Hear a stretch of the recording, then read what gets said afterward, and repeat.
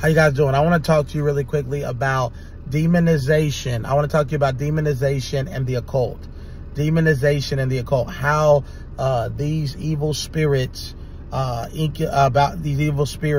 into your life through your involvement in the occult. Many people in our day and age, because of the rise of witchcraft, you know, back in the day, witchcraft used to be something that most people never went around, you know, like it was just, when I was growing up, it was something certain things you didn't do. And one of the things you didn't do is you didn't play with the demonic. You didn't play with the devil. You didn't play with, that was what I was taught. But this generation, a lot of the millennial, Gen Zers and Alpha don't have that same fear of God. And because of that, we're seeing a level of demonization we've never seen before among the Gen Zers and the Alpha, because they're one of the greatest ways to complete possession, because there's a difference between possession and oppression and demonization. There's a difference.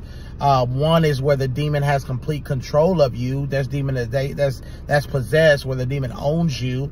That is not as common, but it's becoming more common, because one of the greatest doors to complete demonic possession is actually involvement in the occult, even if you're a Christian. That's why I don't really kind of like the mindset that Christians can't be possessed, because yeah, they can be, but they can be so oppressed that they almost look possessed. Why? Because there are Christians that are weak Christians that are not very strong in their faith, and they're open to almost anything.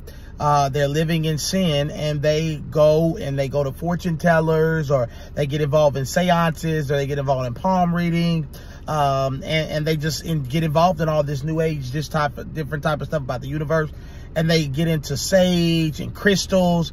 And what it does is it opens the door wide open. It kicks the door, it swings the door right open. And then what ends up happening is all these demonic spirits come in. These demonic spirits come in, and they begin to wreak havoc in their souls and their lives, to the point to where when they finally realize what has happened, the damage has already been done, and they're completely demonized, they're completely possessed, and then they're running from everywhere. They don't know what to do or how to get help. Now, if that's you, that you still can receive deliverance. God can deliver you of anything. There's nothing that God cannot deliver you from if you really want to be free. The devil, you cannot sell your soul to the devil, because God owns your soul. So even people who have made blood covenants and blood pacts, there's hope for you. You don't have to stay in that. You can get delivered from that blood covenant. You can renounce that blood covenant today. But these are things that open up the door. Witchcraft, Ouija boards, seances, white magic, black magic, voodoo, sorcery, even the fraternities, black masonry, Freemasonry is connected to witchcraft. There's a lot of demonic witchcraft and demonic rituals that's connected to Freemasonry, and a lot of secret societies and sororities open up our lives to demonic spirits. My wife was telling me, she was asking about sororities when we first got together. She was a newer believer. And I was telling her about the dangerous sororities. Now she's a part of a Christian organization, but she had wanted to join the sorority. And I was telling her about the demonic. A lot of times these sororities have demonic rituals, the alphas, all these things. And I've talked to people who went to these schools, and they say, yes, there's some demonic stuff that goes on in these fraternities. I know a girl that wanted to pledge, but didn't, because of the witchcraft connected to it. And a lot of the things they ask you to do, watch videos where they made homosexual practices. They made men sleep with each other that were not gay. All different type of things that they have done in these fraternities under the guise of initiation, but it's really an initiation into witchcraft. It's an initiation into the occult. It's an initiation, and then they do it all in the name of community and brotherhood and sisterhood.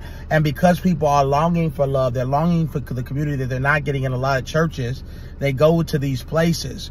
And then within us is desire for the supernatural. And a lot of churches teach against the supernatural. They teach that God is no longer doing miracles and signs. And so many people are going to, instead of going to prophets, they're going to palm readers, and they're going to, because they want to know the future. They want to know about their future and their destiny. And so they go to these places not knowing that there's a demon there, familiar spirits, spirits of witchcraft, spirits of bondage that are there to come into their life, to bring disease and sickness and delay and financial delay, and all these things come in through the demonic.